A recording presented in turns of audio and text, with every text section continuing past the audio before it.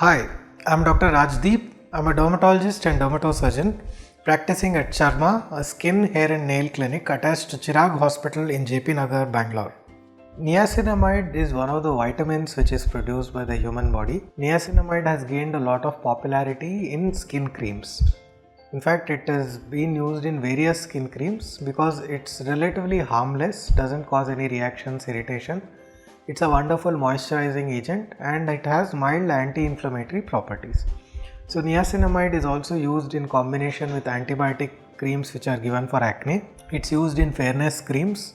It's used in moisturizers. It's used in multiple number of products. So who needs niacinamide? Anyone can use niacinamide. There is no restriction on usage of niacinamide. If you have dry or sensitive skin, niacinamide may help you. However, these are very mild ingredients and may not offer benefit in those who have frank skin disorders or severe allergies. So they may help in soothing the skin. It can be used twice a day in serum form or in cream form.